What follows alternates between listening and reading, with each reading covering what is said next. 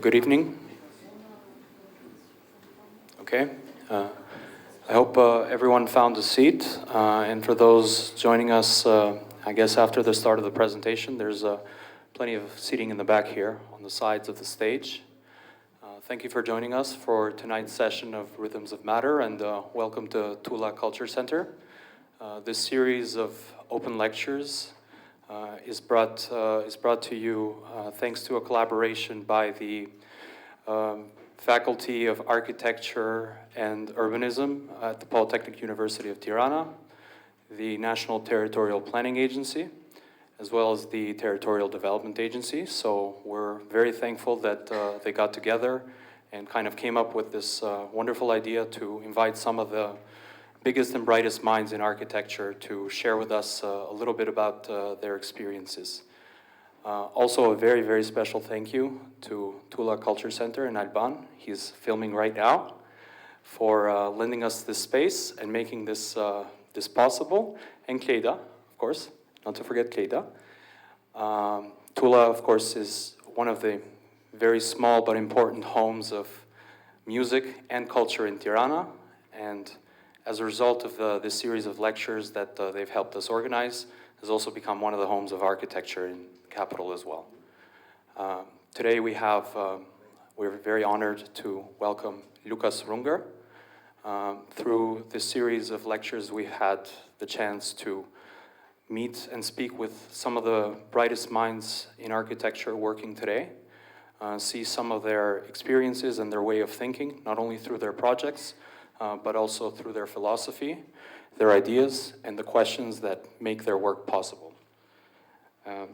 And that has really been one of the pleasures of this series of lectures. Each guest brings a very different way of looking at things, looking at space, place, and the role that architecture can play in shaping everyday life. Lukas, the co-founder of NOAA, the Network of Architecture, founded the practice together with Stefan Rier, and they currently have 4 bases, the original base in Bolzano, also in Turin, Milan, and Berlin, if I'm not mistaken. And what makes NOAA especially interesting is that it has never felt like a conventional office with a very fixed formula. As the name suggests, it works more like a network, moving across architecture, interior, and landscape, building projects through collaboration, exchange, and a strong sensitivity to context. Lukas's work often begins not with an image, but with experience. The atmosphere, movement, memory, landscape, and the identity of a place helps to form the architectural product. The work feels very precise, but also open, playful, but never arbitrary. There's often a sense that the project is trying to tell us something essential about its place and how people might inhabit it. This is particularly relevant in a context such as ours here in Albania, where so much is changing so quickly, as we all see, and where architecture has the opportunity, and maybe even the responsibility, to help shape this changing identity. And through work such as NOAA's, we can do this with a little bit more care and more imagination. So we're very glad to have Lukas with us tonight and to hear more about his work, his process, and the way he approaches architecture as something rooted in place, but also open to reinvention. And seeing how we might be able to possibly transplant this into a context such as Albania. And I forgot possibly the most important part, telling you all who I am, because you know who's this random guy speaking up on stage. My name is Martin Alita. I'm an architect and planner. I'll be co-moderating alongside Nevin Bilale and Linda Ljoka from Dalmat Architecture. And if we can give a very, very warm and rousing round of applause for Lukas before inviting him up on stage. Lukas, the floor is yours. Thank you so much. You want to sit there? Or? I'll sit down in a minute. Probably I'll just start here. Also from my side, thank you so much to Tulla Center. A couple of familiar faces and many new faces today. I'm really pleased to be here. Not for the first time, quite a lot of times in the last couple of years, and really, really glad to be here and share. I have to admit, when Adelina said we should be joining this beautiful series here, I was sitting down back home with my team, and they said, okay, Lukas, let's try a different approach. Let's talk a little bit less about the projects, but a little bit more about you as an individual. And I said, what the hell are you planning to do? So sometimes, as I was just mentioning beforehand, when we were talking about our website, and it's not our website, it was a friend of ours who is a creative, and it's his vision and his point of view on us. And so in this case, today's a little bit of a journey where I am from, where I started, what the influences are. Quite personal sometimes, and I hope you're going to be enjoying it. Taking you a little bit on a journey on where I come from, why I'm doing things, and where we're all ending up with. Is that working as well? Okay. I started straight away. We felt that, in a way, it was quite nice to produce a couple of videos, because in a way they're telling the stories behind. So there's quite a lot of making of today here. This behind the scenes and seeing the making of the project, not so much, and I think this is in a way, if you like, almost the leitmotif of my talk today. It's not so much about the results of the outcome, but in a way it's about the process, it's about how we get to manage to come to certain conclusions. So there's a couple of chapters. I tried to make it a little bit brief, not to make it too long and to give space for a couple of nice questions. Don't be too mean with the questions afterwards. So we actually, our team was dividing it up into chapters, and simply because when we were sitting down in a way, just to tell you very briefly where we are based. We're based in the north, very north of Italy, but we have German roots, so we speak German back there. And in a way, this is just one of the elements that we're talking today, because my team, and not just my team, but in a way my surroundings said, Lukas, if you're talking about yourself and your way of what you are today, it's mainly about contrast, and that's what I'm talking about today. So chapter 1, in a way, is the origins and where we're coming from. It's actually Bolzano. It's the most southern city where you can speak German, and it's the most northern city where you can speak Italian. And it's, in a way, it's this in-between. It's this melting pot that we are based in, and it's always this, the contrast in a very positive, in a very energetic way that is shaping our lives. And just, there's a couple of videos and images there trying to show you where we are based. This is my hometown. It's actually simply the entourage that was shaping my growing up, and where we are placed and where we are based, and where we are pretty much not even realizing how things are influencing ourselves, and how things are only years and years later you realize who you are. I mean, today I'm sitting here. Today I'm, for example, coming from a guest professorship in Bologna, and I'm the one now teaching the students where I came from. And of course, we were all students as well at the same time. So this is, in a way, just telling you a little bit the journey about things. And these are the Dolomites. This is the setting. This is pretty much almost the view outside of our windows. It's a UNESCO World Heritage. This is where we are based. This is also where, luckily enough, my family has a tiny little hut up there where we spend our summers. And of course, I think the Bread and Heart Festival is coming up, and landscape is a big theme to this year. So of course, as you can imagine, talking about landscape, we've got it a little bit in our DNA. Of course, many of us do, but especially where the area where we come from is a quite essential one. Even my name, I didn't have I only recently found out what it actually really means. And roncare in Latin means cutting trees, taking care of the forest. And in a way, it kind of almost is closing the circle when we're talking. And then later you will see a couple of images of constructing with timber, building the essence of, let's say, where the roots come from and where materiality becomes alive. This is me actually walking through our forest and exploring, in a way, the roots, where we come from, and then at the same time, the wings that are taking us, down here to Albania this morning. And this is me and my daughter, and pretty much almost, becoming myself a little bit the eyes of the children and watching at things and of course, soaking up the things where we are based, and what we're going to do. This is our actually tiny little hut up in the area where we are from. A very interesting point of view in this one, there's not a single piece of steel inside of this whole house. It's an old way of building. It's entirely made out of timber and a couple of stones on the roof that you can see here. So in a way, it's almost, kind of growing up with what we call nowadays, sorry, I can't stand to hear this term anymore when we talk about sustainability. It's almost, there's this greenwashing thing with this word. I mean, this word is just abused so often. But in a way, just to tell you that growing up in certain contexts help, of course, understanding things in a more profound way. Second chapter, Eva and Paul are my parents. Eva is an artist and Paul, my father, is a technician.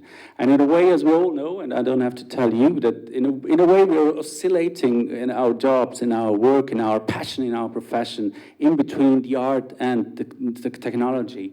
And this is pretty much where others might have gone to play football. My mother brought me to Venice, to Firenze, to Roma.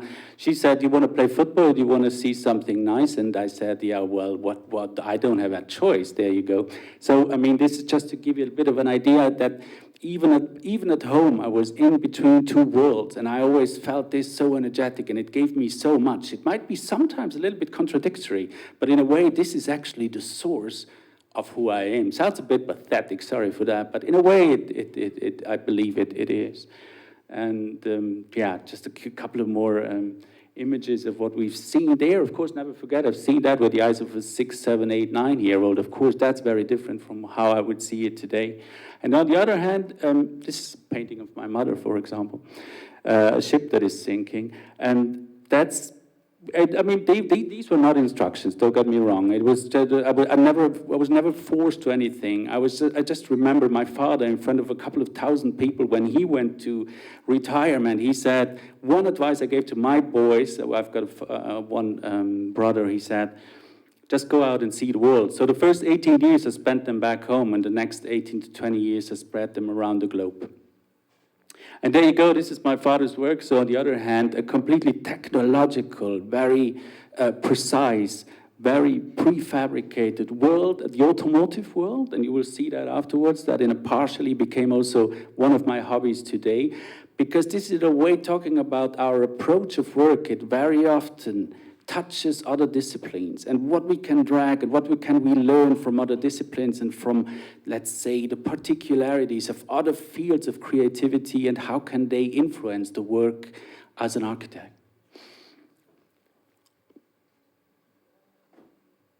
And this was it, yeah, drawing in the morning and repairing my bike in the afternoon, just to give you a little insight on how we stand it. My first drawing here on the left side, but as I said before, in a way, this, so it's almost like, you know, riding two waves with one board in between worlds, and this is, I believe something that I only realized much later on, that it is quite an interesting source of inspiration that gives us quite a lot of power in what we're doing.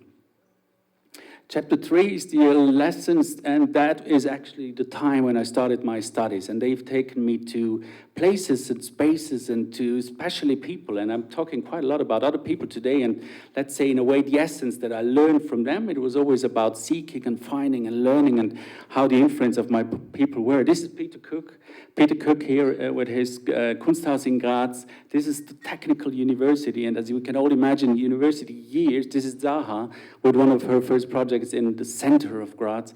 And I mean, just the you know, the shift from going to school back home and then to go to university, and let's say from, in a way, order to total chaos was really an intense learning process. And I just think it was really important to be this, to have it as an escape, to really live your own life. And also I have to admit, Technical University of Graz is brilliant in being your own and letting you to know. It's not school, not at all. You have to build your own things. You have to create your own stories there. So I'm still thankful to have been at this particular school.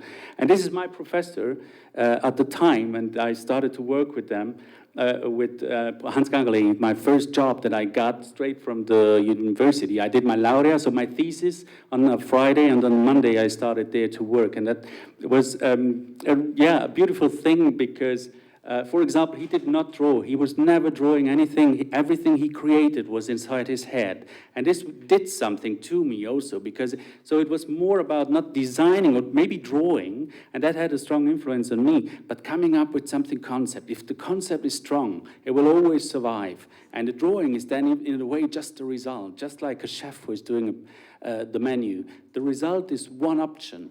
There's not always only the only one. But I think it's the process that is so, in a way, the beautiful thing. And then Brussels, I moved to Brussels for a year, of course, going there with Merci and Bonjour, and they told me to learn French straight away, so it took me a bit. But I felt pretty welcome there, and once again, in a way, as you've seen beforehand, I was in a German-speaking background, then here in a French-speaking background, and then back to Italy. And in a way, I heard somewhere that there's this saying that in France, the architect is the artist, and in Italy, it's the stage designer, and in Germany, the architect is an engineer.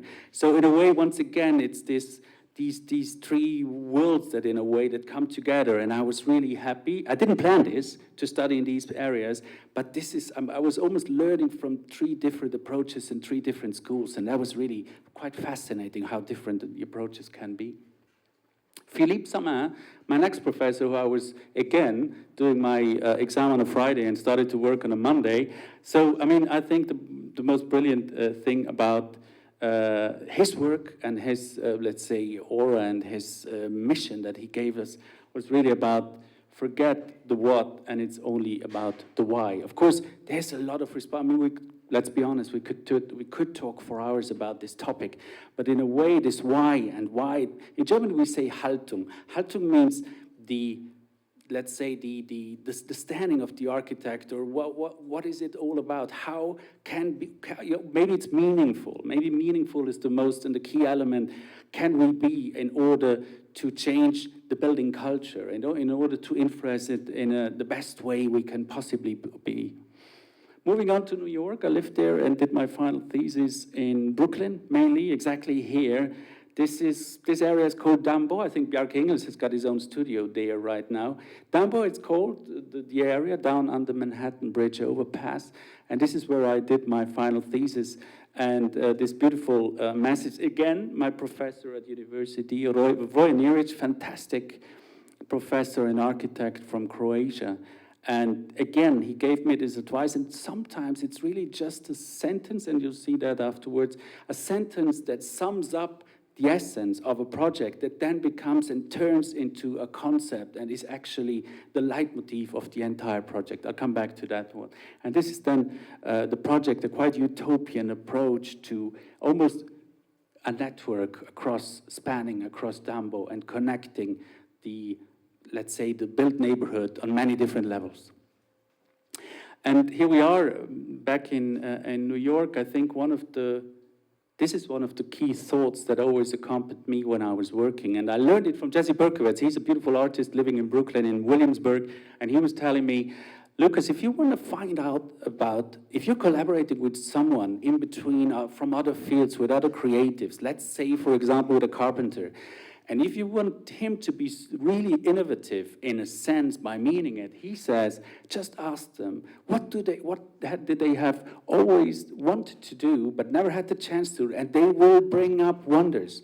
They will make your dreams come true, because sometimes those beautiful ideas, they don't fit for every client, but then you just open this cupboard and they've got those beautiful things in there. So in a way, I'll show you an example of what I mean by doing that. We did that once, and I believe the outcome is really a piece of art. Move on to chapter 4, stepping into practice. And I think stepping into practice is mainly based on my first working experience. I was here, I moved to London, and I lived in my Volvo for about 3 weeks, and it was just a huge car. We all know the old Volvos were big. So I moved there, and of course, as you can imagine, particularly in this case, moving from university to a studio of 100 people, 100 collaborators, had a lot to do with structure. So with learning, with processes, of course, failing on many levels, learning. And I think the most important and the key element about learning is that we only maybe years or decades later understand what the things were all about. And so this learning process is once again my boss at the time, Tony Ingram, who sadly passed away recently. But he gave me this chance, he believed in me, and I think this is something that I have to be honest and a bit self-critical. This is one of the things that I don't that I don't like that much about Italy. Sometimes I've got the impression in Italy, an architect needs to be almost 100 years old to be recognized. But when I moved to London, there was this, I was 25 years old, but they gave me so much, let's say, confidence or fiducia to just do, just to produce. This osare, this let's try something out. I mean, you know, I was then, after about 2 months' time, I was the leader of the entire design and let's say the department of the design team. So that was a brilliant chance just to grow. I mean, we all know plants need the right approach, and they need the shadow, and they need sun, and all it takes to be really growing well. And this is then the first project I did with Tony together, and this was a 20-story high timber building based in the south of London. The timber scraper, it's 25 years old, this design. Unfortunately, it never happened because it came just after the Lehman Brothers disaster that hit whole London. Also me, this is Ali Salway, the second studio I worked with. We've been designing the interiors of Tate Modern at the time. So the assembly of some exhibitions at Tate Modern, Tate Britain, and particularly the V&A Victorian Orbit Museum.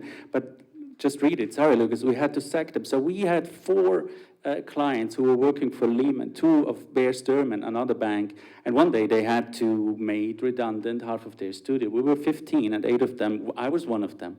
And talking about defeats, talking about losing, in a way, of course, is part of our journey, and it's part of how life goes, but then in a way, I was just lucky enough to take it in a way. I wouldn't say taking as a chance. I felt terrible, horrible at the time, but in a way, it's still, yeah, I think that it had its own meaning, and in a way, it was meant to be like that, and I was lucky enough to move on then and to find another place, and I said, okay, London was a bit tough. Imagine there's 10,000 architects working at the moment in London.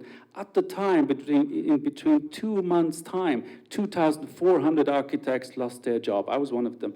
So if you have to sack people in London, you're not allowed to hire new people for 1 or 2 years. That was quite tough, so I had to understand. I had to go away, unfortunately, even though I loved London.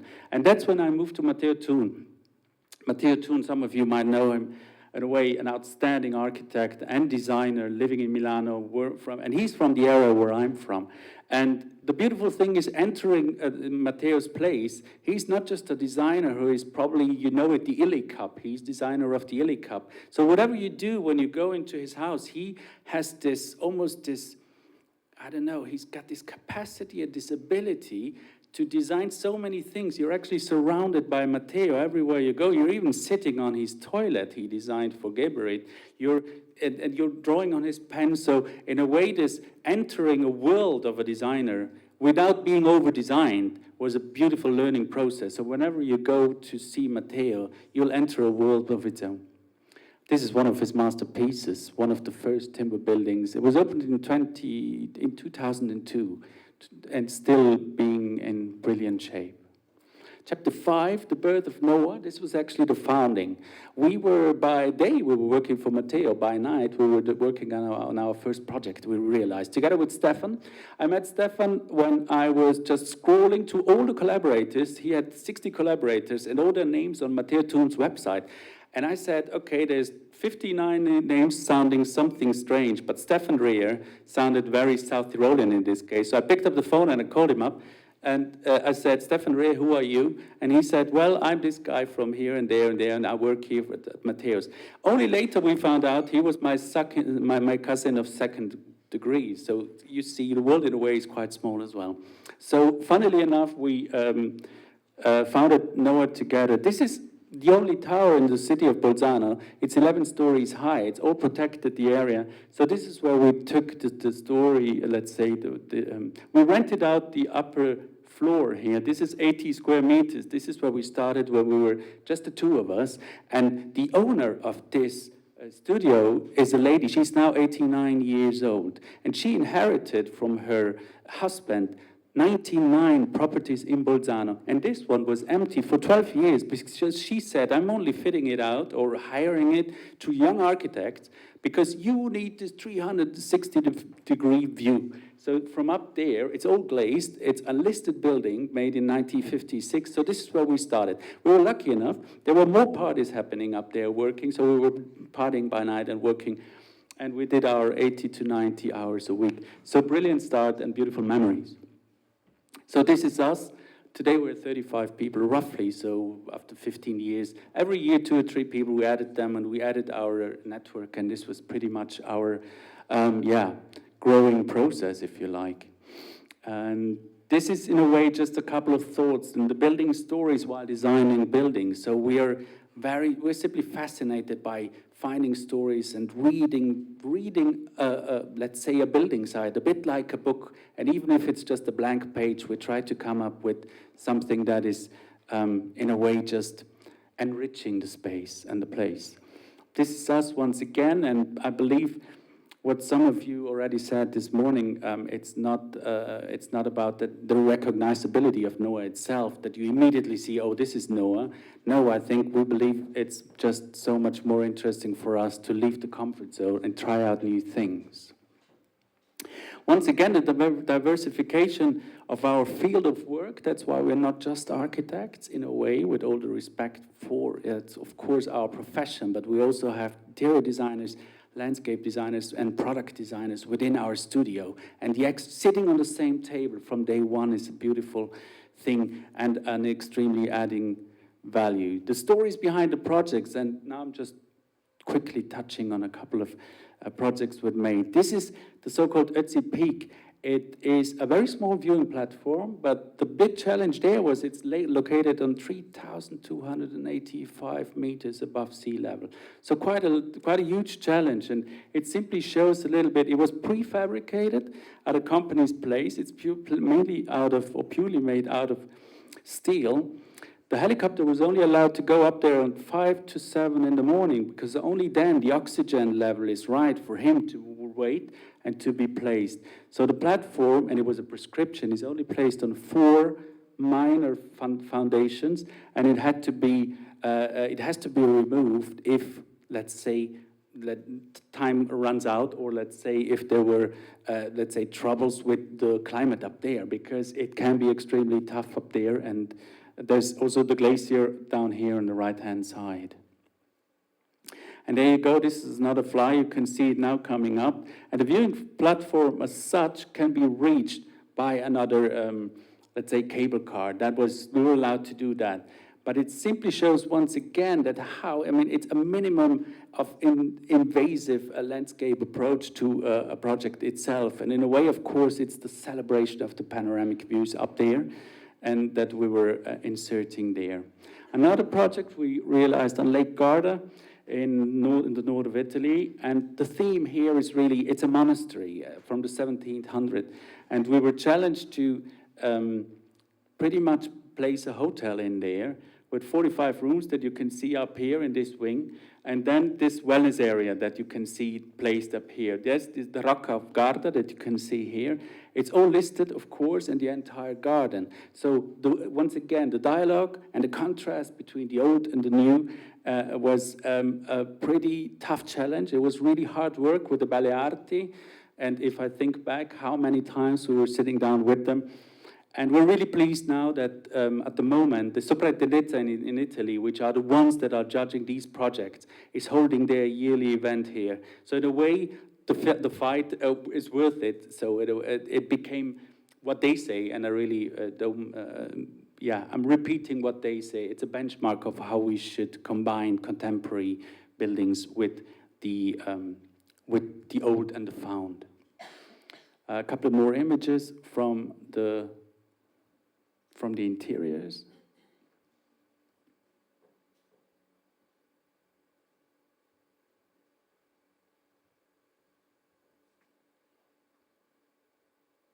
And everything bespoke, just like you've seen the lamp that you have seen there.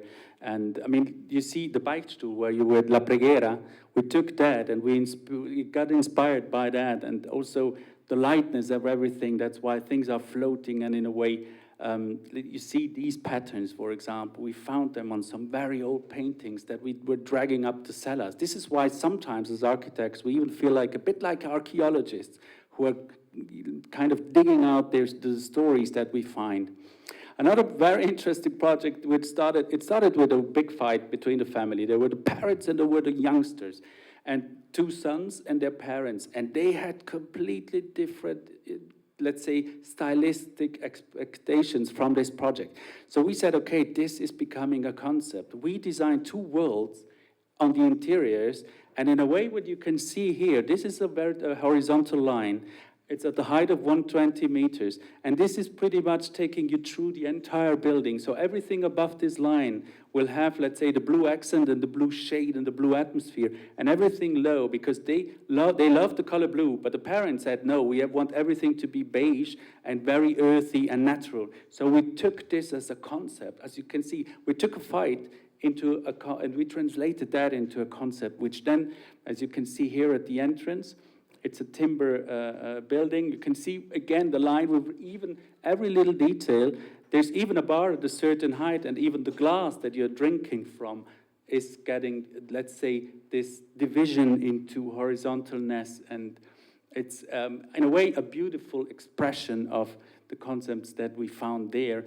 And even, let's say, all the fine details of the furniture that we found, we were translating that and this concept, and it's really entering once again those two worlds, and you've got no idea how many people are then posting almost their Instagram stories, just to give you a small example of their photographs, and saying, okay, where am I? Am I once again in between those two worlds and in between of those two contrasts? Another treehouse concept I'm briefly talking about. Here, the starting point was actually that we were not allowed to build underground. We were not allowed to touch the ground with this building. And this was actually not the main driver, but it was simply then motivating us to say, okay, we keep that. Now you can see it. There's swings underneath for the children. So it became a children playground underneath here. And here's a couple of moving images that you can see. It's a cocoon-like approach to different buildings, of course, with, again, celebrating the beautiful views around that we have in this area. And this is an example, for example, what I mentioned before when asking someone, in this case, he's working with glass, he's a glass blower. And this artist we were so fascinated by him because his work of art, that he lives in Bolzano, we always wanted to integrate him. So one day we said, okay, how can this collaboration with an artist become something very, very inspiring? And this is pretty much, this is Tommaso Colesanti here on the right-hand side, and he's the glass blower. So we were given this atrium, and we wanted to make it alive. So the idea of the briefing by the client was just to put on a beautiful lamp.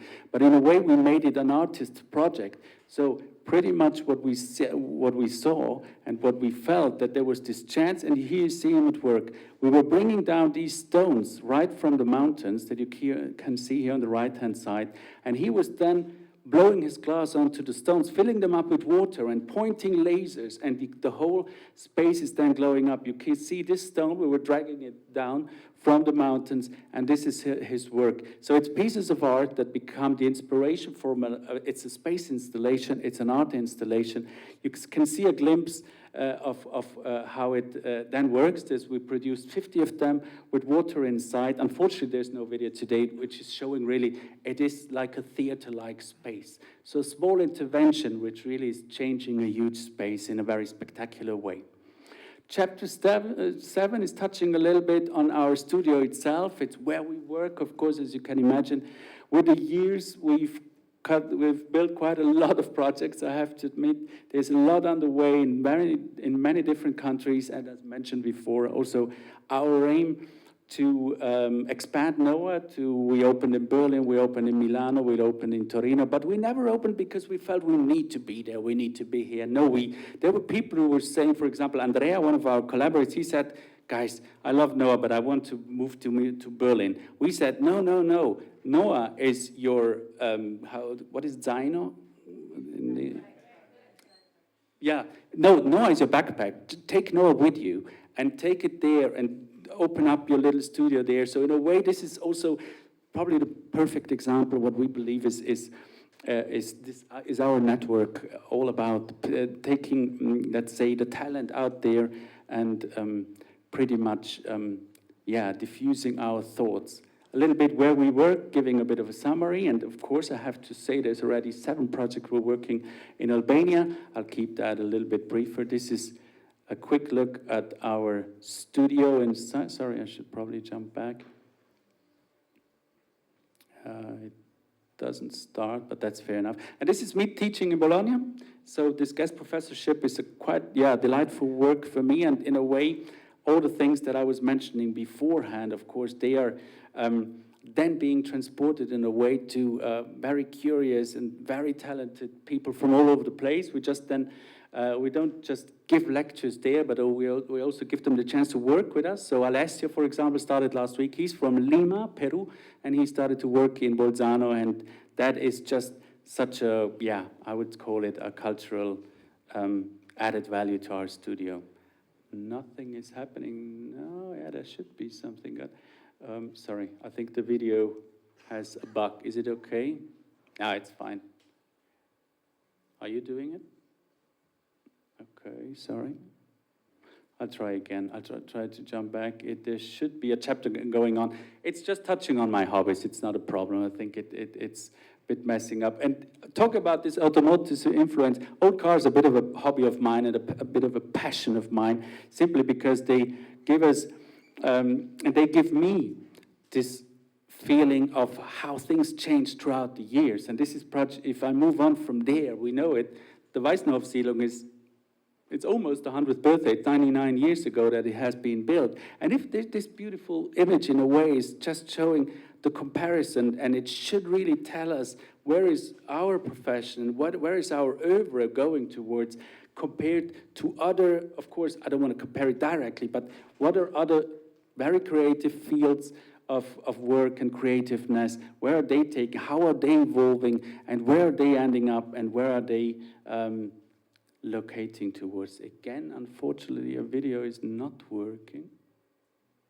But there you go. Projects underway, touching on our Albanian project. I'll show you one today, a little bit in more detail. But just to look at that quickly, it's the Puzzle Tirana project code. It's really nearby, so it's in this neighborhood here. We're not quite yet there on the construction side, but it won't take long.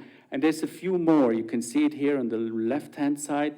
The stage scraper, as we call it, and the Tailor of Tirana, another one which is touching on, let's say, the history of the client in this case, and another beautiful one on the Berdenesh Hills in the area of Saranda. I'll go a little bit more detail into our Tirana project. And when we visited the site, there was simply this idea and this feeling and this atmosphere of, let's say, these fragments and these types of puzzles that we found in this area. And I remember walking around, and some of us said, I mean, this idea of living in a house with your family, but at the same time in a skyscraper, was then pretty much the key motivator for the project itself. This desire from moving and living in a single house, which is really also defining the neighborhood next door, and bringing that together and making this step towards a village-like setting, the densification that is pretty much not just densifying, but also diversifying the building itself, the verticalization. Of course, this was part of the briefing. Then the house that becomes the block, and the block that becomes the tower, and this pretty much, almost conversion that is really transforming a space into, from a very individual single house element to a very communal building. With the missing piece and the open puzzle, I remember being in long talks with Eddie Rama himself about how we could really enhance this project. And I texted, we could do this. And he said, you could do this. So a fantastic way of approaching a project. And this is then really becoming the communal garden for everyone. So this is a public space on the 10th level that is accessible for everyone in this building. And this is just a couple of renderings that we're producing at the moment. We're very close to get it on site. We're really working hard to make it something very spectacular. And it is just, in my way, a beautiful expression of what concepts can be about. A couple more views. This is the Sky Garden that should be accessed for really everyone. And we've got the okay from the client that it's gonna remain public, and that it's not just a promise. A couple of more, they're very recent from the interior areas. It's a mixed-use scheme. There will be, we're also, of course, always in talks of what can we place there. I think it's so important that we just do not just, let's say, consider the residential side of the things, but what does it take to make a building give something back to the city where it stands? I think this is one of the key elements. This is a public atrium that everybody is able to access. It will be surrounded by bars, restaurants, and shops, but also, on the other hand, for, let's say, basic needs like a pharmacy or a medico di base and so on. A couple of more images from the penthouses that, of course, will be lived by in the families, the view from above, and you can really see these are there's all the 3 stories together, so bigger families will be living up there, interconnected underneath. Once again, unfortunately, the video is not working. A quick outlook on the new projects we're working on. And it's very interesting how sometimes clients come to us and what at the end of the day, the project comes. Here it was a mixed-use scheme, a quarter that they wanted to. And we took the heritage and the story of the site is all about the production and the research in vegetables. So we turned it and we convinced the client to make it something like a vegetable village. And this is something we're working on. The next one, Bonaire in the Caribbean. Once again, they wanted a hotel. Now it becomes a diverse research center, because what we see there is the so-called coral trees that they are learning to build. Divers are learning how to build coral reefs underwater. So we'll do a home base for them. So it's interesting, the starting point of the brief and where things end up to. The A-Frame, a project, we're doing a research project in Colorado, USA. The local bodies hangout, Jimbaran, Bali, a project we're working on, which is in a way rethinking what a tourism destination can be all about. So it's actually a home base for guides, for so-called local bodies, which will then take you around the island. House Afloat, Vancouver, Canada, which we are delivering a prefabricated houseboat. And last but not least, you've seen that on Lake Garda, touching on the inspiration of the old monarchs who were living in a monastery, which are then being translated into, in this case, a lighting project. A couple of images here, as you can see, the Reneria project, which is pretty much a vegetable village production with the residential side. So we're kind of switching away from just thinking about the residence itself. Same thing here in Bonaire, which comes really almost a school-like point of reference for future divers. A couple of quick images about this Colorado River, prefabricated timber, the Bali trees, as we call them, which will become a center for the guides, the Pacifica boat that you can see here that we're about to realize, and last but not least, the monastery that you have seen beforehand. And I'm moving on. Yeah, this is, in a way, a summary of what I've been talking about today. As you've seen, the contrast, the art and the technology, the landscape and the metropolis, the natural and the artificial, the cold and the hot, the up and the down, they are, in a way, the source of inspiration, and they are what defined me throughout the years. Of course, that will continue to define me, but not just me, particularly also me and the team that surrounds us. And we, at NOAA, we speak so much more about the us than about the me. Once again, the video doesn't work. There's the key element missing, but still, that is, in summary. Oh, there you go. Yeah, sorry, I forgot, of course, the most important chapter. And there they are. No, sorry, I'm jumping. Yeah, the video is not working. You buy me a beer, right? No, I'm joking. That's fine. But yeah, I mean, then again, what is it's this is what it's all about, isn't it? So thank you very much.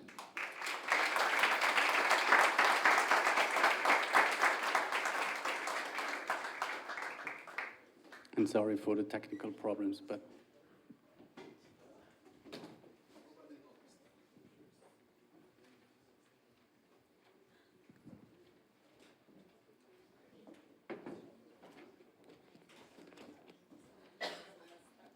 Was it long?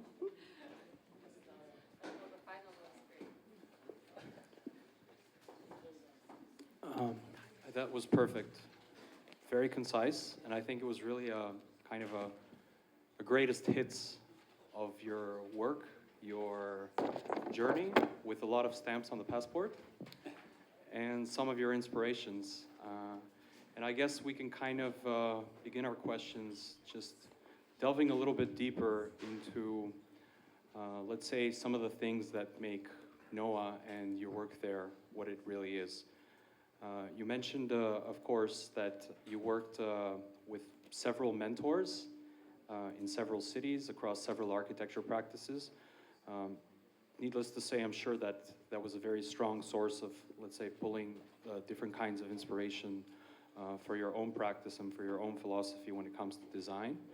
But I guess as a beginning, I was kind of curious to see outside of architecture if there's any particular medium or anything else that inspires you within your design process or within NOAA's philosophy.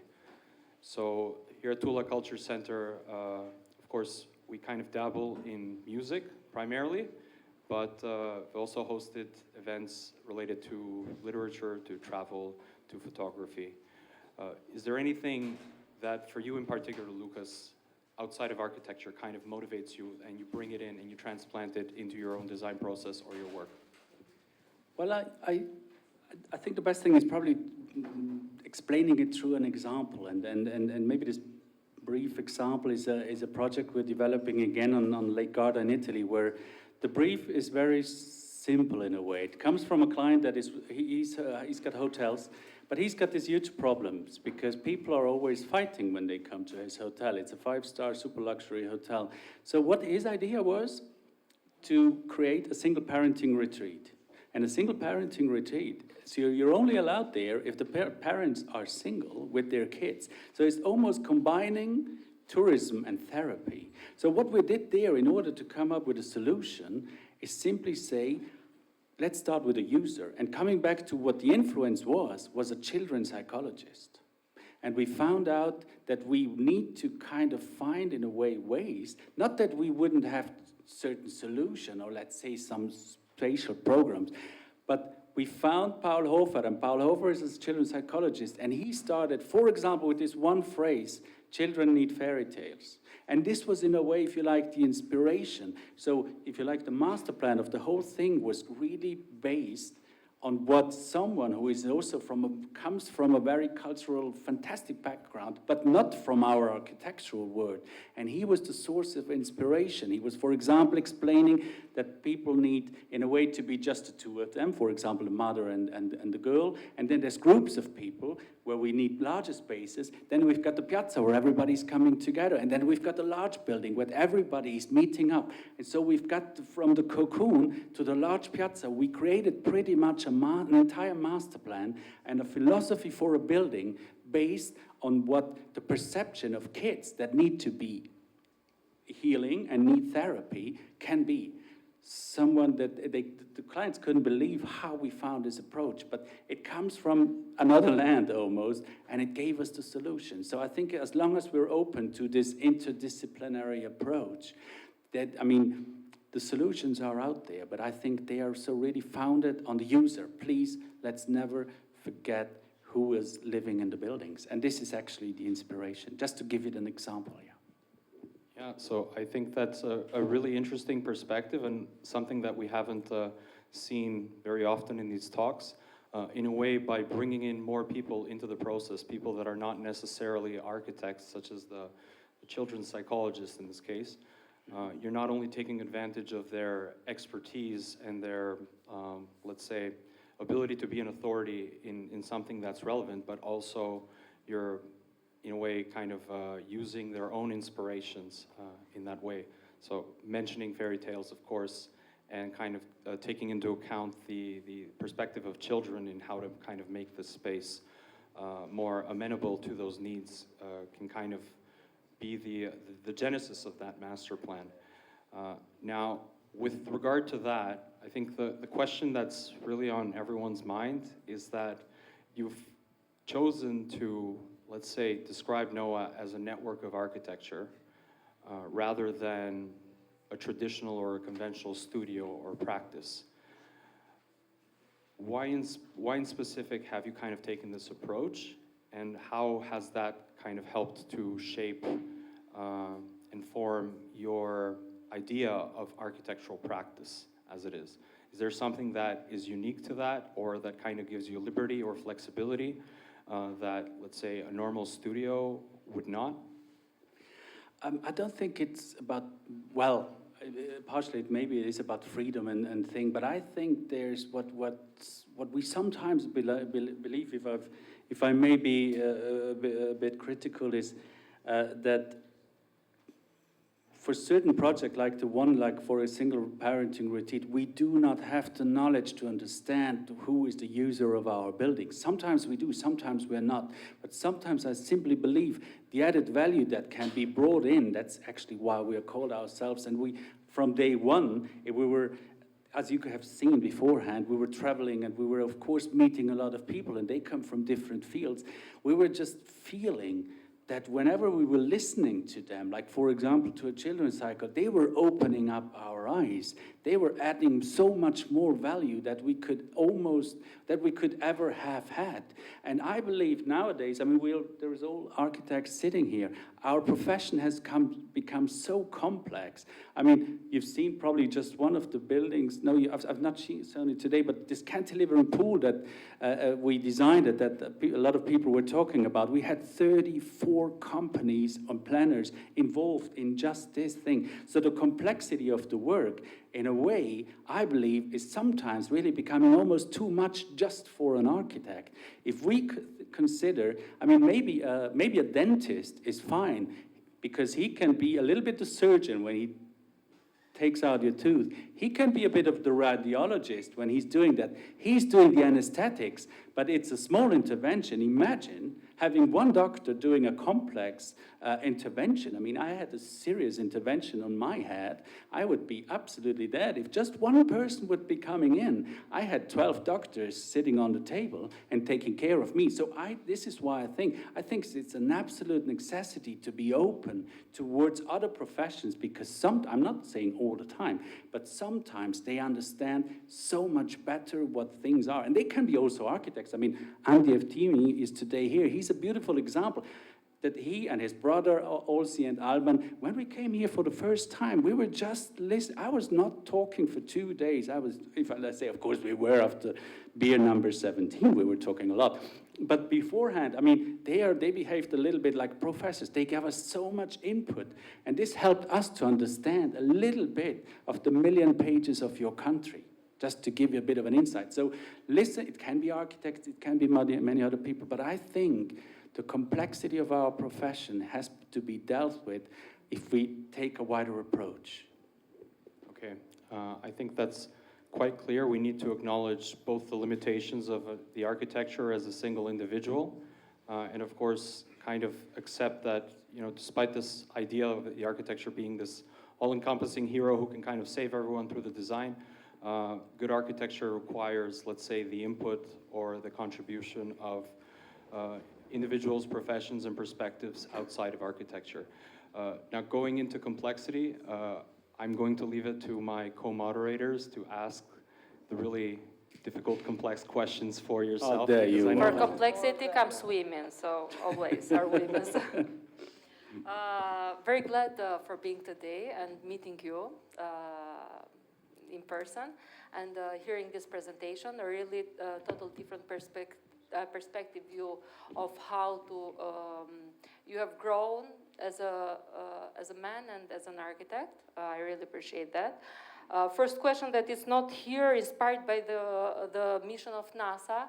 I think you miss gravity in your project, because all the projects, they are really nice, but in the last project you have this triangle without gravity with a tree in the middle of the space, very interesting.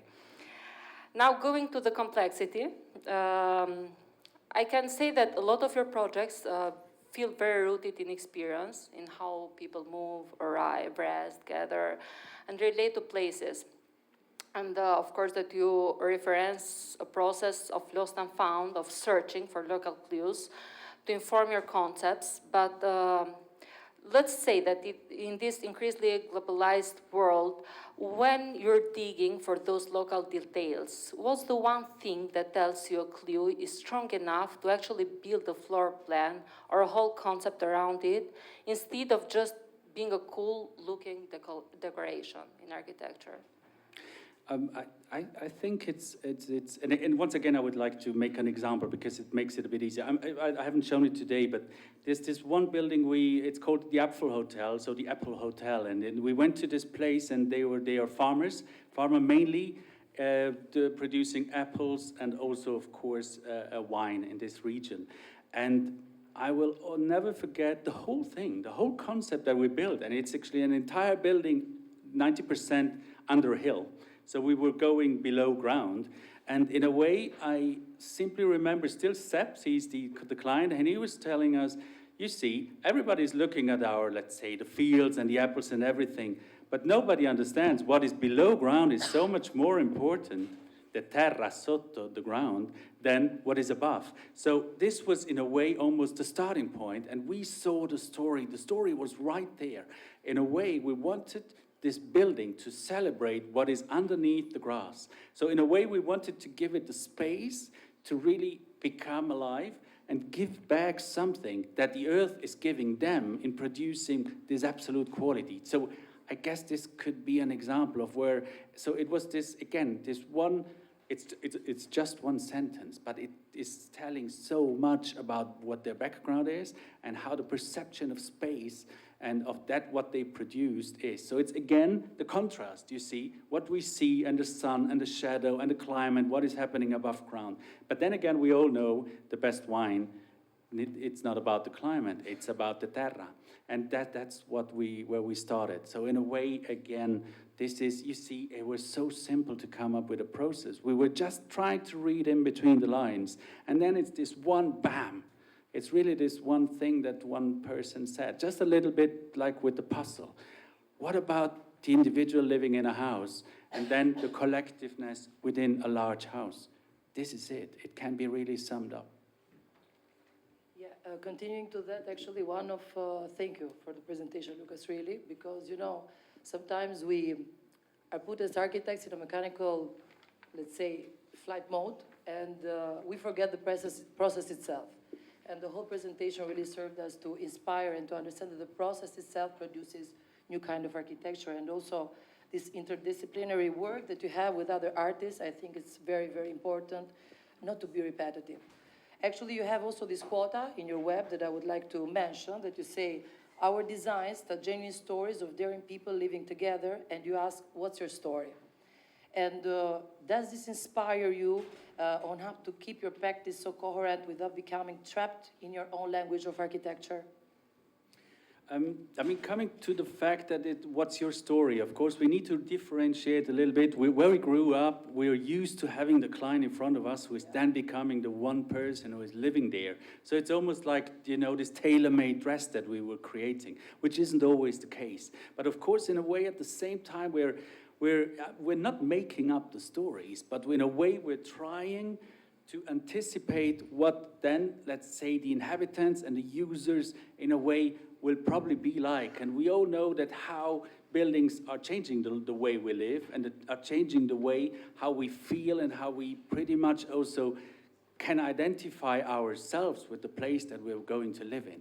So I think this is pretty much touching on the what's your story? Of course, it depends a little bit because, of course, many things got going through my mind when I consider the projects, of course, that I'm thinking of. But what's your story? Let's never forget. And we were walking down today, and I was so curious to see the Tirana moons. And I was texting to Chris, I love it, it's pretty brilliant. And he was texting me back and telling me and asking me, it's the circular shape, beautiful library that, of course, I guess you all know. And he said, yeah, is it full of people? And I said, no, for fuck's sake, you need a DJ. And I said, yeah, I know, it's coming. So you see, once again, the buildings are nothing without the people in a way, let's be honest. So once again, it's anticipating what's your story, it's mainly anticipating sometimes who are the people that are, let's say, living or working or experiencing the buildings that we are from. And when we start more with the people than with, let's say, the buildings, then I think the dresses that we are making are fitting so much better because it's theirs and it's not our dress. And they've got the feeling it's beautiful, but in a way it's not mine. No, let's say they pay for it, they are seeking for it. And they should, yeah, let's say the building should be their skin. People at the end give energy to architecture, so to the building itself, so yeah. So let's say that it was, in the first question that I did, it was the ideal situation, but let's speak a bit, not for the ideal cases. You have some of your projects, wow projects, they're called, like the Hub of Huts or I would say Peak Platform, that they are really big challenges of traditional structural norms, as we have seen. We want to learn a bit when you're presenting these experimental concepts to investors, local planners, boards, or to the people who will live in the places, or to the skepticism that eats into a shared vision. So how you defend this poetic or experimental design and this choice in front of all these people who will live it every day. So this is not the ideal case, but let's say how you fight to have for this concept and for this poetic that view that we're giving. I think it's all about the first contact and this first impression that I believe that all of us were confronted with and that we're giving in a way to our client. And I think sometimes I compare it a little bit to if we would go for dinner, is there the menu and then we're looking at the list and then we're ordering? Or are we going there? I'm just back from Tbilisi, Georgia. And they were taking me around and we were never ordering. And I loved it because we were giving this faith or trust. Of course, it's just a meal and it's just a dish and it's a menu.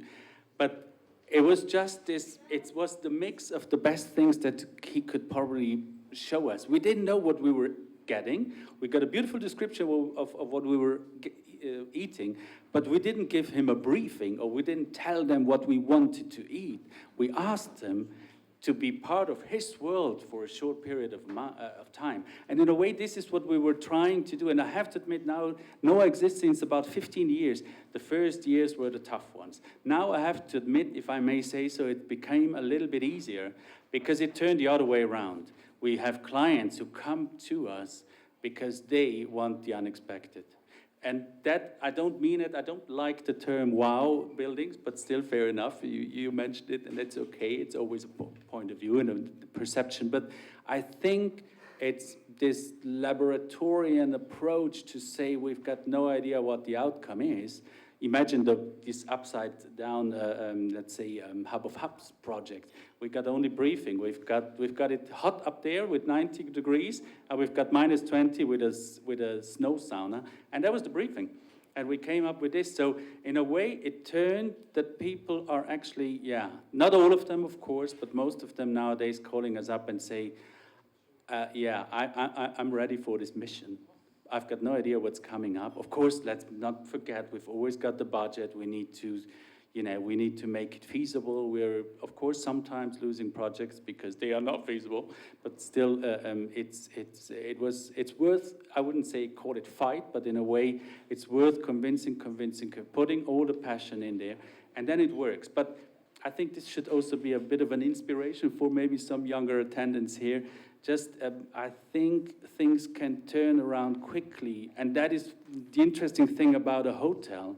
If you take this Hub of Huts with the saunas upside down, this small intervention compared to 100 rooms he's got is filling his whole house. And just to give you an idea of how they also work on an economical base, he said, he thought he would spend a lot of money, but compared to the turnaround to the turnover he's making nowadays with this building, he said it was the cheapest building he ever built, even though it cost a lot of money at the time. So this helps us sometimes, and we all know how tough it is to be convincing if we design something beautiful and then the client is bankrupt because of what we do. But in this case, of course, working in tourism sometimes helps because the first day the building is finished, they earn money or they don't. But then again, this helped us quite a lot. Yeah. Well, your presentation was called Chapters of Contrast, and one of your chapters now is Albania.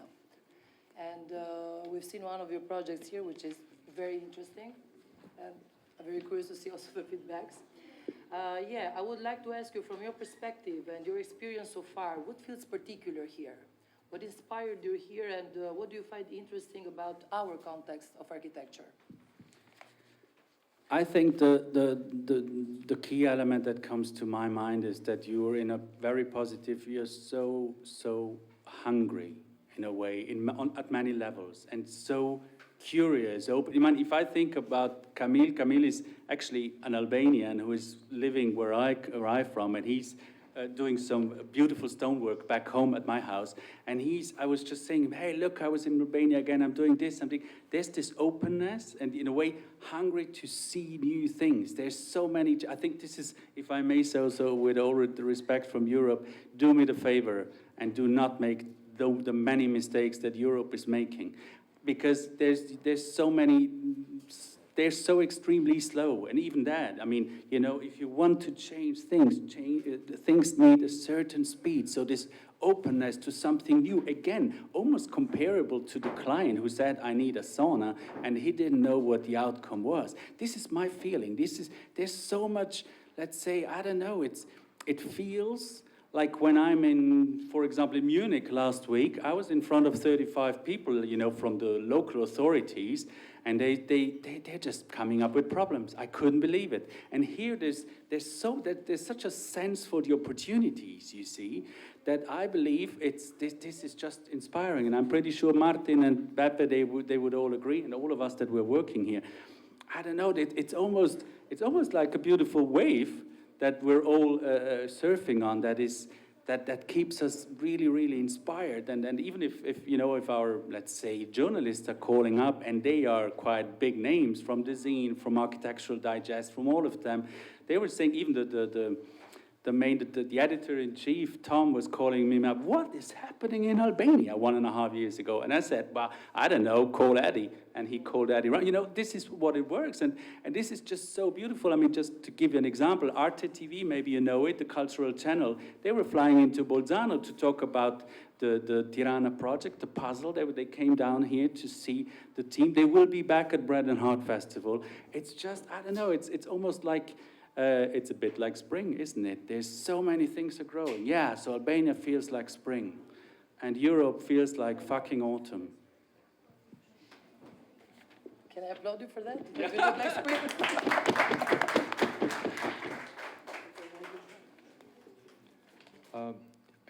Thanks for the questions, and I guess we'll open up the floor to the audience, but you know, before we get the really challenging questions, what's one piece of advice for the young architects in the room that you'd really like them to take with them after tonight's evening? Just very, very simply, very briefly. Advice. Well, I guess it's stop thinking about the result, I believe, but much more about, yeah, in a way, the process and how things are creating, and also if you're at work, think about the concept, because the concept will always survive. The concept is, if you like, the main language. If you then speak a dialect or bring in other words into your spoken language, of course, we know, we are architects, our language are the buildings. There's no one there explaining our projects. They need to speak for themselves. But in a way, I think it's about the concepts. And if they will always survive. And if you design something, just, I don't know, put it in the bin 3 times. If you drag it out again, it's good.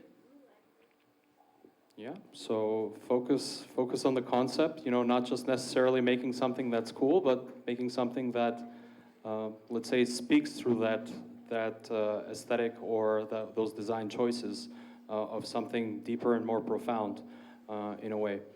And I think that's a really good touching point for the questions that might come from the audience, which might be, let's say, a little bit more in depth into your own practice. So if you have a question for Lukas, please stand up and we can bring you a microphone.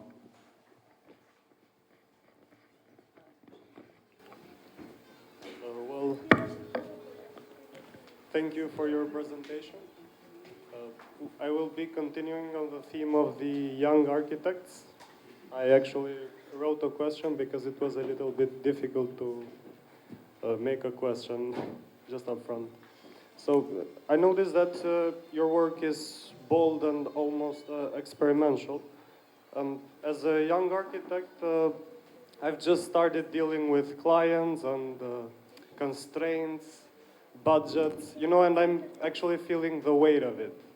And from your experience, what changes between this early stage of practice that I'm at and the level of freedom and expression we see in your projects?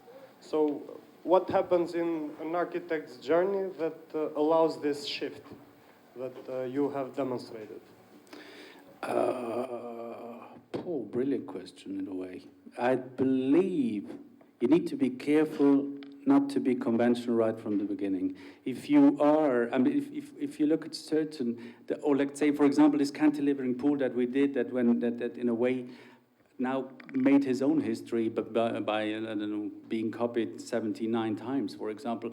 It was one of our first designs. So right from the beginning, I believe in German we say every beginning has this kind of magic.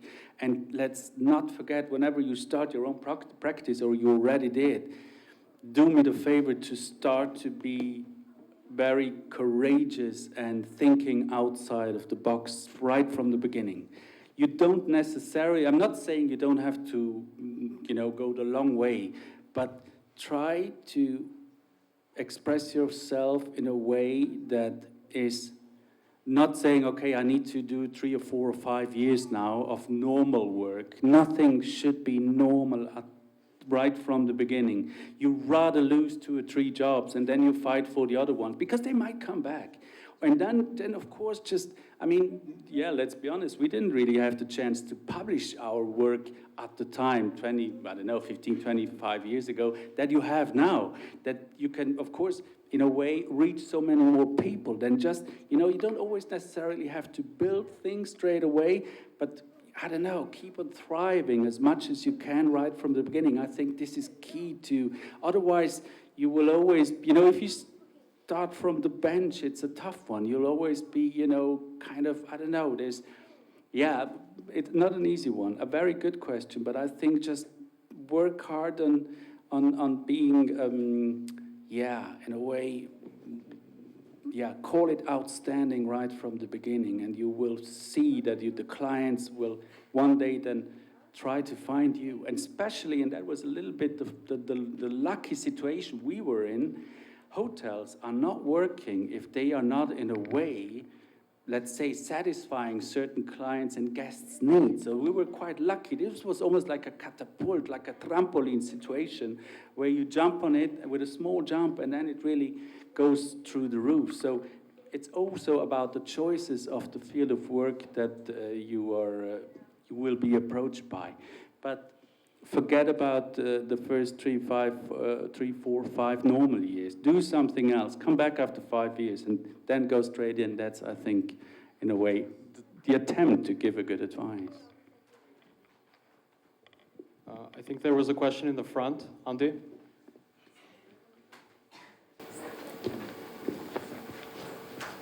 Hello, thank you. First of all, you're a very thankful and grateful person, and you showed it today. Also in all this process of thanking all your mentors prior to becoming, making your network of architecture. And this is very admirable. I've witnessed this kind of generosity and being thankful also about Albania. You're a very true thankful person to Albania, to these opportunities that you have. And you're trying to give your best. This is something that I wanted to say, first of all, to show it to you. Also, thank you, since we're on the thank you mode, also to Tulla, because it's like a house. that it has opened the doors, like also Albania. It's like a small house of Albania, and you feel very comfortable here. But being comfortable, you're also very humble on listening, like mentioned earlier, to all the colleagues. And what's the magic that Albania is bringing to you in all your projects? And I think also something that you might have, as I've seen, it's even in the residential buildings, but also in all the other typologies that you're doing here. You come with a very hospitality, coming from the wellness, from the hospitality world, that you're involved much in the world, or in your projects around the world. What's the magic that you're bringing with this hospitality to your projects?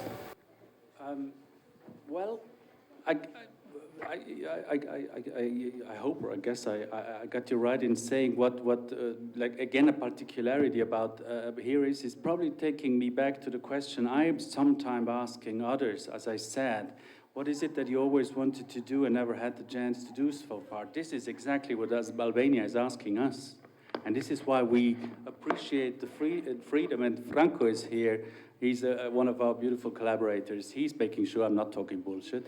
And he will, of course, he will confirm that whenever we are coming back and say there's a new project in Albania coming up, it's this beautiful freedom that we have, and we can express ourselves, and we can finally say, you know, of course there is restrictions and there's rules to follow, but it's almost like, you know, it's like, it feels a bit like a jam session. I mean, here we are in a cultural center, which is just this aura of the music.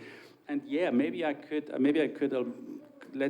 compare the Albanian project to something like a jam session. Isn't the jam sessions the most beautiful things that are then producing the songs that we all sometimes know? And I think, yeah, maybe Albania is our own beautiful jam sessions compared to some pain in the ass other projects. Let's be honest, they are sometimes. So this is also, and I really, really mean it. It's not just a saying, and our people can really feel it. There's, I don't know, there's sometimes it's just, it's so hard and so tough, you know, when the things are not really happening. Because, of course, compared to like a chef who's got his own world where he's producing and he's putting it on your table, and then you're eating his stuff and you're entering into his world, our progress is, and our process is so much more complex that sometimes clients themselves think they are the better architects. We all make these experiences. But in this case, I think, yeah, it's a beautiful Albanian jam session that is keeping us going. And it's, yeah. People are almost fighting in the studio. Who is allowed to work on the Albanian project? So there you go, it's your fault, guys. I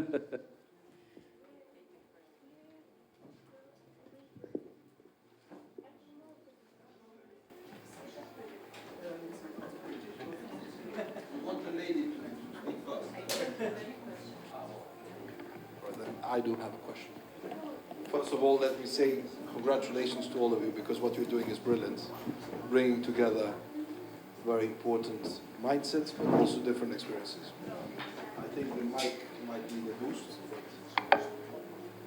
I'm coming, yeah. So the point is the following. You said that the landscape gives a lot of freedom for architectural creation. For an outsider who has seen the city evolving, it seems that architecture is the singular most important brush that repaints the environment.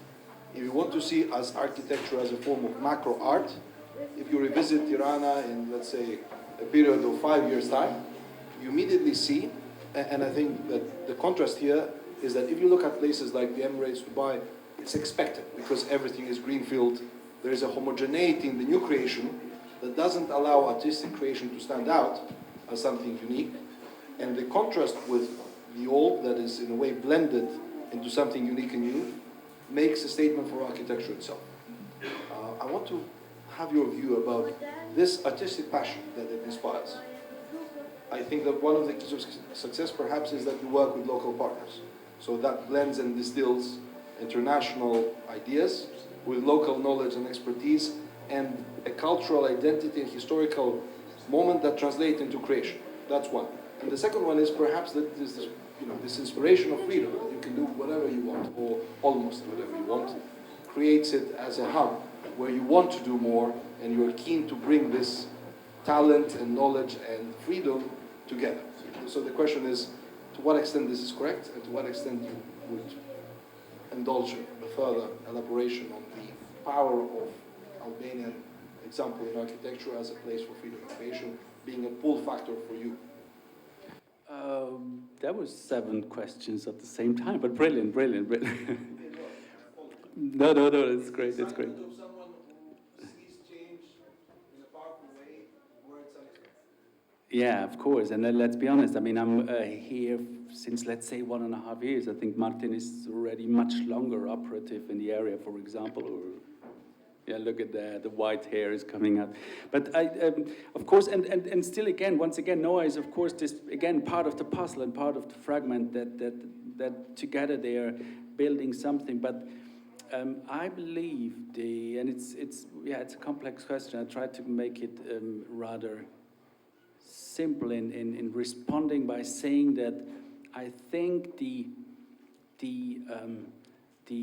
let's say not just the country, not just the city Tirana, but also the country itself in a way is evolving by giving the chance. And I believe, and this is so important, that most of the architects that I know in here, we're so strongly relating to what we find.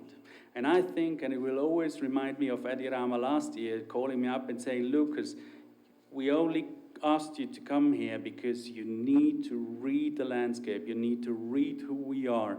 Whatever you do can only live in this site, on this specific site. And I think he repeated it 1,000,000 times, rightly so. So I believe what other area, I'm just back from Miami, Florida, I think it's an absolute nightmare in so many senses if you talk about the evolution of, let's say, the built environment in the area. It's in his own way, of course, it's got his values, but still, I think it's really not just throwing out something and trying out something. It's experimentation needs to be, we need to be careful with the term experimenting, because experimenting sometimes leads to explosions, and then we all know how what it's ending up with. But it's much more.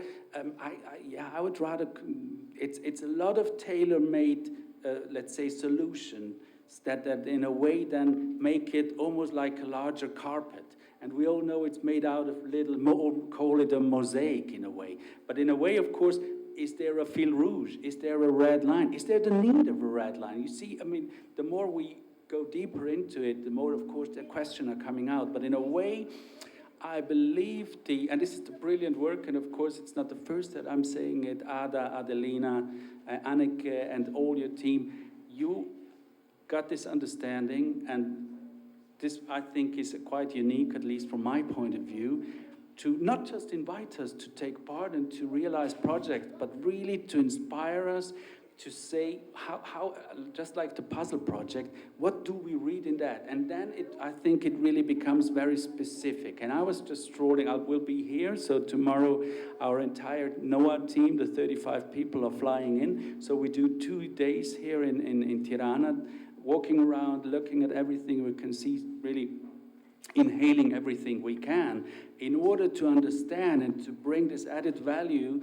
again to the projects. But I believe the sensitivity, if I think that's the right term, of all the architects, of Beppe, of Martin, of all of them, of course, of some excellent, the best brains we have on our planet, are being brought to Tirana and to Albania, and to I don't know, I think it's, just like Adelina said, whatever we do, we want to make a book. So in a way, Albania is also a kind of built book, isn't it, in a way? And this built book will always have, of course, a cover and an ending, and then we're coming back to the chapters of contrast, in a way. So you see, the circles are closing in, but I think it's, I hope I got it right in saying that it's the sensitivity of the space and the place and where are we and why we are doing certain things where, and not just, okay, this is a skyscraper, is it Flora, is it Saranda, who cares as long as I got a project. I think it's really this understanding of the place and, okay, this is it. And then I think we can talk, even though I try to avoid this term, but then we can talk about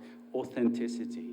And this is, I believe, one of the main drivers that keeps us going and that keeps us, searching for the best solution for your country. Okay. Lukas, thank you so much. I think that last question kind of opened up a scale of complexity which is probably better served with some food, some drink, and some music in our ears, and we can kind of continue that conversation. A big round of applause for Lukas once again. And another big round of applause for my co-moderators, Nevin and Linda. And I know that there's a lot of architects, young architects in the room who perhaps would like to join us for the upcoming lectures. So if you feel that you would perhaps like to monopolize the stage, as I tend to do, with your own questions, please come talk to me or contact me. And then maybe we can see if we can get you in as a co-moderator. And with that, I invite you to the back where we have some wine, some food, and we can continue to drill Lukas mercilessly with very difficult questions. Yeah.